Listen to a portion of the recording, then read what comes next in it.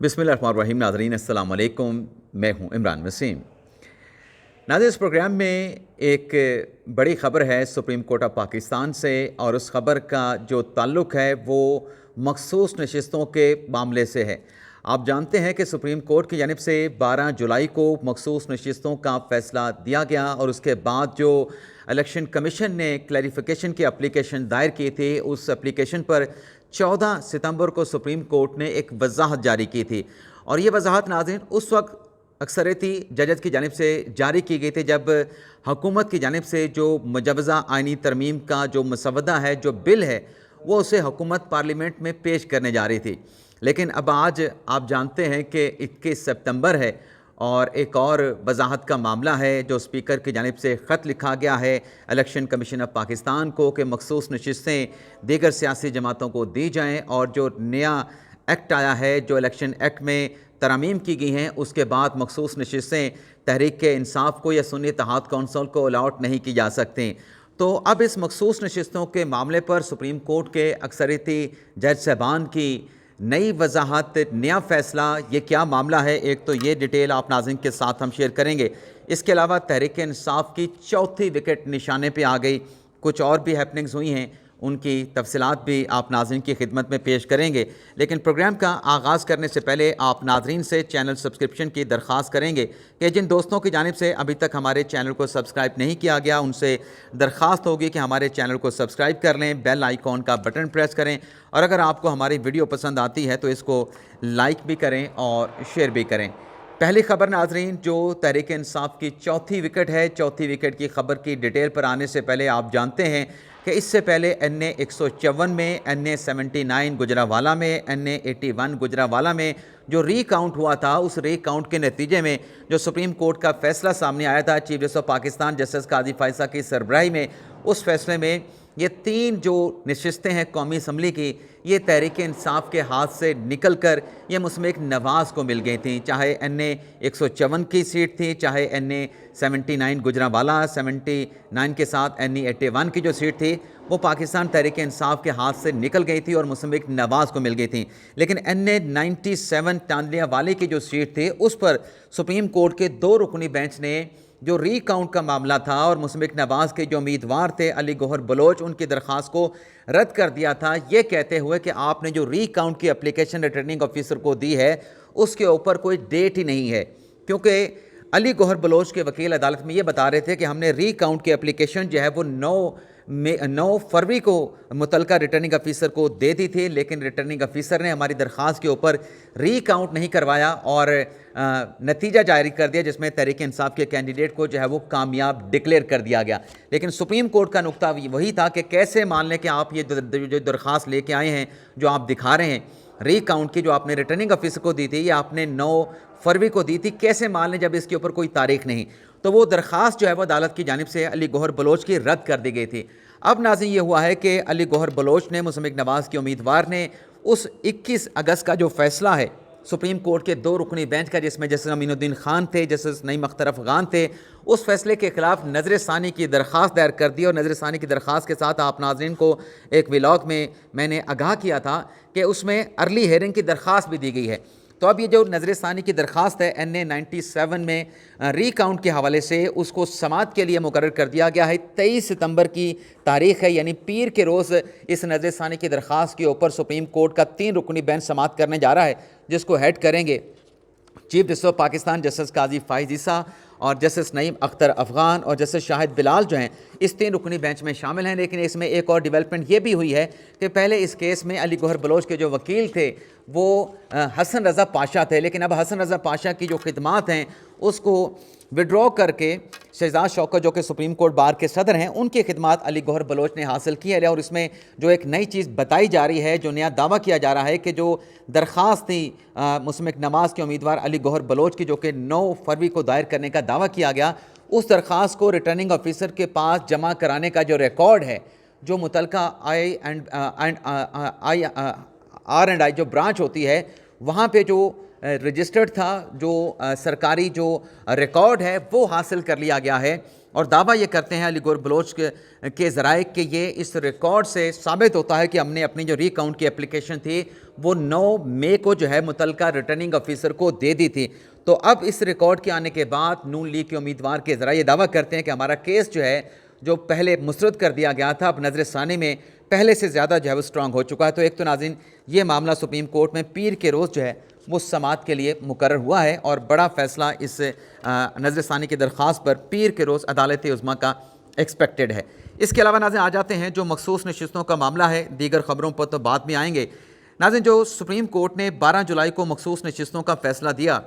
اس فیصلے پر election commission نے partially عمل درآمد کیا۔ 39 جو ایم این اے تھے ان کو پی ٹی آئی کا الیکشن کمیشن نے ڈکلیئر کر دیا، لیکن جو 41 آزاد ارکان ڈکلیئر کیے گئے ان کی حد تک جو ہے الیکشن کمیشن نے سپریم کورٹ سے رجوع کر لیا تھا اور اس نقطے کے اوپر سپریم کورٹ سے وضاحت کلیریفیکیشن مانگی تھی کہ چونکہ ابھی تک الیکشن کمیشن نے جو پی ٹی آئی کا انٹرا پارٹی الیکشن ہے اس کو ایڈمٹ نہیں کیا ہے، اور جو انٹرا پارٹی الیکشن ایڈمٹ نہ کرنے پہ جو بنیادی ڈھانچہ ایک سیاسی جماعت کا ہوتا ہے تو تحریک انصاف کا وہ بنیادی ڈھانچہ موجود ہی نہیں ہے، تو کیسے ان 41 ارکان کی جو وابستگی کے سرٹیفکیٹ آئے ہیں جس کو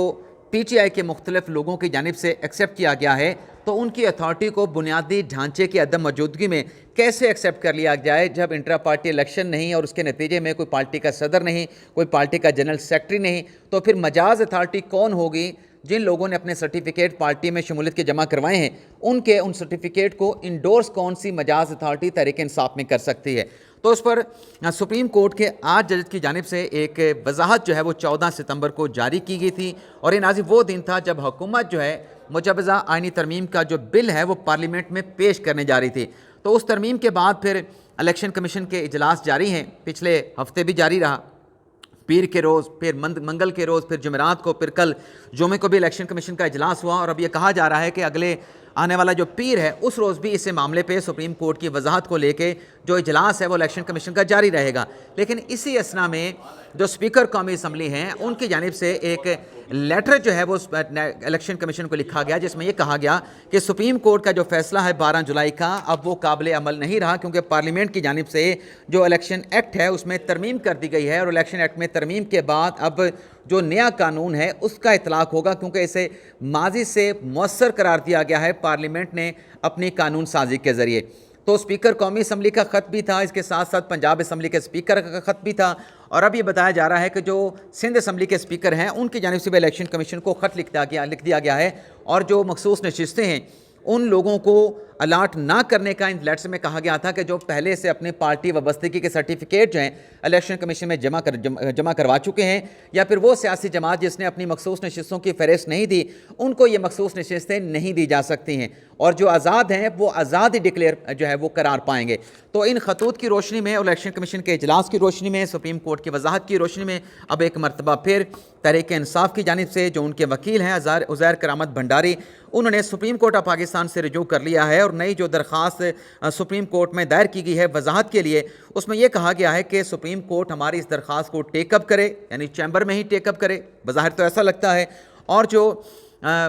12 جولائی کا فیصلہ ہے اور جو اسپیکر کا خط ہے اور جو الیکشن ایکٹ میں نئی ترامیم کی گئی ہیں اس کی روشنی میں سپریم کورٹ سے اس نئی تحریک انصاف کی درخواست میں استدعا یہ کی گئی ہے کہ یہ قرار دیا جائے کہ جو الیکشن ایکٹ میں ترمیم کی گئی ہے اس کا اطلاق 12 جولائی کا جو سپریم کورٹ کا مخصوص نشستوں کا فیصلہ ہے اس پر اطلاق نہیں ہوتا ہے، اور یہ بھی قرار دیا جائے کہ الیکشن کمیشن جو ہے 12 جولائی کے فیصلے پر عمل درآمد سے انکار نہیں کر سکتا، اور یہ بھی استدعا کی گئی ہے کہ اسپیکر قومی اسمبلی نے جو خط لکھا ہے سپریم کورٹ کا اکثریتی بینچ یہ قرار دے کہ اس کی کوئی قانونی حیثیت نہیں ہے، الیکشن کمیشن کو اسپیکر کا جو خط ہے اس کو مسترد کرنے کا حکم دیا جائے، اور الیکشن کمیشن کو یہ جو مخصوص نشستیں ہیں دیگر سیاسی جماعتوں کو الاٹ کرنے سے جو ہے وہ روکا جائے۔ درخواست کے ناظرین اگر مندرجات کی بات کریں تو اس درخواست میں تحریک انصاف نے سپریم کورٹ سے یہ کہا ہے کہ عدالت عظمیٰ نے اپنے فیصلے میں 39 ارکان کو تحریک انصاف کا رکن ڈکلیئر کیا تھا، اور عدالتی فیصلے کی روشنی میں بقیہ جو 41 ارکان تھے انہوں نے اپنے جو بیانی حلفی ہیں وہ الیکشن کمیشن میں جمع کروا دیے ہیں۔ الیکشن کمیشن نے تاحال جو ہے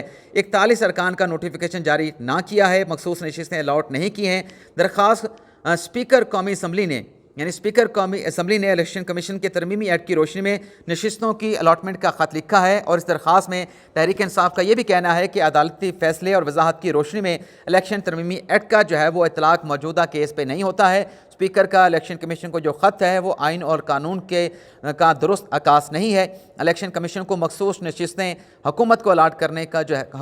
अलाट करने से रोका जाए। इलेक्शन कमीशन को सुप्रीम कोर्ट के फैसले पर मिनवन अमल दरामद करने का हुक्म दिया जाए। तो एक नाज़रीन ये डेवलपमेंट हुई है, आज हफ्ते का रोज़ है और ये दरख्वास्त सुप्रीम कोर्ट में तहरीक इंसाफ ने दायर कर दी है। पिछली मरतबा भी 14 सितंबर की जो वजाहत आई थी वो हफ्ते के रोज़ आई थी, जिसमें कहा गया था कि जजेस ने जो रिकॉर्ड है इलेक्शन कमीशन की दरख्वास्त है उसका चैम्बर में जायज़ा लेने के बाद ये वजाहत जारी की है। तो अब आज भी हफ्ते का रोज़ है, हफ्ते के रोज़ तहरीक इंसाफ की दरख्वास्त आती है। तो देखते हैं कि हफ्ते का ये दिन तहरीक इंसाफ के लिए कितना सूदमंद साबित होता है और तमाम जजेस क्या इस दरख्वास्त के ऊपर इकट्ठे होकर कोई नई वजाहत, कोई नया फ़ैसला जारी करते हैं, नया ऑर्डर जारी करते हैं कि जो इलेक्शन तरमीमी एक्ट है उसका 12 जुलाई के फ़ैसले के ऊपर किसी किस्म का जो इतलाक़ है वो ना होता है। तो देखते हैं हफ्ते के रोज़ इस सिलसिले में जो दरख्वास्त दायर की गई है उस पर फर्दर क्या डेवलपमेंट होती है।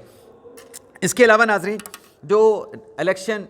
जो सदारती ऑर्डिनेंस जारी किया गया है प्रैक्टिस एंड प्रोसीजर कानून के हवाले से, उस पर दो हैपनिंग्स हुई हैं। एक तो नाज़रीन ये हुआ है कि सुप्रीम कोर्ट बार की जानिब से एक अलामिया जारी किया गया है जिसमें ये जो सदारती ऑर्डिनेंस है इलेक्शन प्रैक्टिस एंड प्रोसीजर कानून के हवाले से उसमें जो तरमीम की गई है, इस सदारती तरमीमी ऑर्डिनेंस पे अफसोस का इजहार किया गया है और ये कहा गया है कि इस सदारती ऑर्डिनेंस के ज़रिए जो प्रैक्टिस एंड प्रोसीजर कानून है उसको दरअसल मनसूख कर दिया गया है और ये इकदाम जो है वो नाकाबिल कबूल है। ये एलामिया नाज़रीन जो सुप्रीम कोर्ट बार के सदर हैं शहजाद शौकत और जो सेक्रेटरी हैं और जो एग्जीक्यूटिव कमेटी उसकी मीटिंग के बाद जारी किया गया, जिसमें ये कहा गया कि अदलिया पार्लियामेंट का तसादम के रास्ते के ऊपर अदलिया और पार्लियामेंट गामजन है, जिसके असरात जो है वो निज़ाम के लिए तबाहकुन इसके असरात हो सकते हैं। और इस प्रेस रिलीज़ में ये भी कहा गया है कि इदारों को यानी अदलिया, पार्लियामेंट और दीगर इदारों को इन हालात में अगर उन्होंने तहम्मुल से काम ना लिया तो जो निज़ाम है वो पटड़ी से उतरने का ख़दशा जो है वो मौजूद है। इसके अलावा नाज़रीन जो सदारती ऑर्डिनेंस है, इस सदारती ऑर्डिनेंस को लाहौर हाई कोर्ट में चैलेंज कर दिया गया है और ये चैलेंज किया है जो वकील हैं तहरीक इंसाफ के रहनुमा हैं अज़हर सदीक़, उनकी जानिब से लाहौर हाई कोर्ट में एक पटिशन जो है वो दायर की गई है जिसमें यह कहा गया कि जो सदारती ऑर्डिनेंस जारी किया गया है ये बदनीयती पे मबनी है। सुप्रीम कोर्ट के अख्तियारात को ऑर्डिनेंस के ज़रिए कम या ज़्यादा नहीं किया जा सकता है और लाहौर हाई कोर्ट से ये दरख्वास्त की गई है कि सदारती तरमीमी ऑर्डिनेंस को जो है सुप्रीम कोर्ट अपना लाहौर हाई कोर्ट कलअदम करार दे और जब तक ये दरख्वास्त लाहौर हाई कोर्ट में पेंडिंग है इस ऑर्डिनेंस के ऊपर अमल दरामद करने से रोका जाए। वैसे नाज़रीन सदर पाकिस्तान का ये अख्तियार है कि वो आर्टिकल 89 के तहत ऑर्डिनेंस जारी कर सकते हैं, लेकिन यहाँ पे जो बात की गई है कि बदनीयती पे मबनी है इसका जायज़ा अदालत ले सकती है। लेकिन सवाल ये भी पैदा होता है कि अज़हर सदीक़ साहब जिनका ताल्लुक़ तहरीक इंसाफ से है वो वकील भी हैं, क्या वो मुतासरा फ़रीक बनते हैं? मुतासरा फ़रीक तो क्योंकि इस ऑर्डिनेंस के ज़रिए अगर कोई चेंजिंग हुई है तो वो तो प्रैक्टिस एंड प्रोसीजर कमेटी में हुई है। मुनीब अख्तर साहब आउट हो गए हैं, अमीनुद्दीन खान साहब कमेटी में इन हो गए हैं, तो ये अज़हर सदीक़ साहब कैसे मुतासरा फ़रीक बन सकते हैं? तो इसका भी लाहौर हाई कोर्ट का जायज़ा लेना होगा। लेकिन नाज़रीन जहाँ तक ये बात है सदारती तरमीमी ऑर्डिनेंस की, तो मेरी भी कल तो मैंने अपनी राय महफूज कर ली थी, मेरी भी यही राय है कि जो कानून बना था प्रैक्टिस एंड प्रोसीजर कानून का उस पर अमल दरामद होना चाहिए था। ये जो तरमीम हुई है ये तरमीम नहीं होने चाहिए थे। लेकिन इसके साथ साथ जो हक़ाइक़ हैं इस मामले से जो जुड़े हैं, जो पसे उन हक़ाइक़ को पसे पुश नहीं डाल सकते क्योंकि ऐसे मामलात हैं कि ये जो कानून है प्रैक्टिस एंड प्रोसीजर कानून का, ये कानून जो है वो सियासत की भेंट चल रहा था, तो शायद इसी वजह से ये सदारती ऑर्डिनेंस जारी करना पड़ा है। लेकिन उसके बावजूद भी मैं कहूँगा कि हालात इस नहज पे नहीं जाने चाहिए थे कि हुकूमत को ये सदारती ऑर्डिनेंस जो है वो जारी करना पड़ता। इसके अलावा नाज़रीन अली अमीन गंडापुर साहब जो आज लाहौर में जलसा करने जा रहे हैं, उनके जलसे के हवाले से तो हम अगले व्लॉग में डिटेल के साथ बात करेंगे कि कितना बड़ा मजमा जलसा लाहौर में तहरीक इंसाफ ने किया है। लेकिन जो मुख्तलिफ मुकदमात आज इस्लामाबाद की लोअर कोर्ट्स में ज़ेर समात आए हैं अली अमीन गंडापुर साहब के हवाले से, एक तो उनकी ज़मानत की दरख्वास्त थी जुडिशल कॉम्प्लेक्स हमला केस में, उसे जज ताहिर अब्बास सिपरा साहब ने मुस्तरद कर दिया है और नाकाबिल ज़मानत अरेस्ट वारंट जो है वो अली अमीन गंडापुर के जारी कर दिए गए हैं। और इसमें जज साहब की तरफ से, ताहिर अब्बास सिपरा साहब की तरफ से ये कहा गया है कि अदालत को बताया जा रहा है कि मोटरवे पे रास्ते बंद हैं, इसलिए अली अमीन गंडापुर जो है अदालत में पेश नहीं हो सकते हैं। जबकि जो तहरीरी दरख्वास्त है उसमें यह कहा गया है कि अली अमीन गंडापुर मसरूफ़ हैं, लिहाजा अदालत में पेश नहीं हो सकते। जज साहब ने अपने रिमार्क्स में कहा कि पहले भी मुहर्रम की वजह से अदालत से इस्तिस्ना मांगा गया था, इस्तिस्ना दिया गया था, फिर बीमारी की बात भी की गई, मेडिकल सर्टिफिकेट भी पेश किया गया। जज साहब ने कहा कि उस बीमारी की मेडिकल सर्टिफिकेट के ऊपर भी अली अमीन गंडा साहब को इस्तिस्ना दिया गया था। लेकिन 4 दिन के बाद देखा गया कि अली अमीन गंडापुर साहब जो हैं वो 8 सितंबर के इस्लामाबाद के जलसे में मौजूद थे। تو علی امین گنڈا پور کے اریسٹ وارنٹ جاری کر دیے گئے ہیں، لیکن اس کے ساتھ ساتھ جو عمر تنویر جٹ ہیں تحریک انصاف کے رہنما رہے، ان کو اشتہاری قرار دے دیا گیا ہے عدالت میں عدم حاضری پہ۔ اس کے علاوہ ناظرین دوسرا جو مقدمہ ہے شراب اور اسلحہ برآمدی کا علی امین گنڈا پور کے خلاف، اس پر جو جج صاحبہ ہیں شائستہ کنڈی صاحبہ، انہوں نے اس مقدمے کی سماعت کرنے سے معذرت کر لی ہے اور جو مقدمے کی فائل ہے وہ سیشن جج کو بھجوا دی ہے، اور اب یہ جو مقدمہ ہے 15 اکتوبر کو اس کی سماعت ہوگی سیشن جج کی عدالت میں۔ شائستہ کنڈی صاحبہ نے آج جب اس کیس کی سماعت کی تو ان کو بتایا گیا کہ علی امین گنڈا پور صاحب مصروف ہیں، ان کو آپ استثناء دے دیں، تو جج صاحبہ کی طرف سے کہا گیا کہ کیا آپ کا یعنی علی امین گنڈا پور صاحب کا ہیلی کاپٹر نہیں ہے کہ وہاں پہ آئیں اور پیش ہو جائیں، لیکن جج صاحب نے کہا پوچھا پھر کہ علی امین گنڈا پور صاحب کہاں پہ ہیں، KPK میں ہیں یا لاہور میں ہیں، اور اس کے بعد پھر جج صاحبہ نے جو صحافی کمرہ عدالت میں موجود تھے انہیں کمرہ عدالت سے نکال دیا کہ میں نے علی امین گنڈا پور کے وکیل سے بات کرنی ہے، اور بات کیا کرنی تھی، جج صاحبہ نے اس کیس سے خود سے الگ کرنا تھا، معذوری کا اظہار کرنا تھا، اور انہیں معذوری کا اظہار کر کے اس کیس سے خود کو الگ کر لیا اور فائل سیشن جج کو سیشن عدالت کو بھجوا دی ہے۔ اجازت چاہتے ہیں ناظرین، اللہ حافظ۔